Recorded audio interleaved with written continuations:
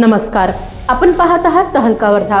शक्तीपीठ महामार्गासाठी सुरुवातीपासूनच समर्थन देणाऱ्या शेतकऱ्यांचा संयम आता संपत चालला आहे।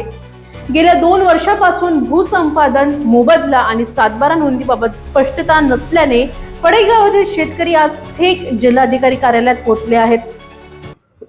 नमस्कार, मी मंगेश भुसे, माझं गाव पडेगाव आहे आणि गेल्या 2 वर्षापासून शक्तीपीठ महामार्गाला आम्ही पूर्ण शेतकरी समर्थन दिलं आणि म्हणजे पहिलेपासून सुरुवातीपासून समर्थन होतं आमचं। पण आमच्या काही मागण्या ज्या आहे हे शासनाने थोडं लवकरात लवकर पूर्ण करावे यासाठी आम्ही आज कलेक्टर ऑफिसला आलेलो आहे।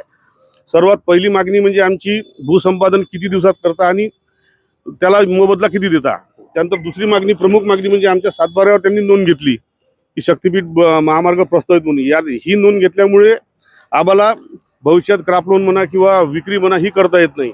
आणि तुम्ही आमच्या उरलेल्या शेतीचं काय कराल, साईडनी नाल्या काढून द्याल, काय कराल, ही एक प्रमुख मागणी आम्ही घेऊन आज कलेक्टर ऑफिसला जात आहोत। महामार्गासाठी सहकार्य करणारा शेतकरी आज स्वतःच्या शेतीवरच अनिश्चिततेच्या छायेत आहे। शासन वेळेत ठोस निर्णय घेऊन दिलासा देणार की शेतकऱ्यांचा संयम पुन्हा परीक्षेला लागणार, हा प्रश्न आता ऐरणीवर आहे। भागातील इतर घडामोडी आणि अपडेटसाठी आपण पाहत राहा तहलका वर्धा। धन्यवाद।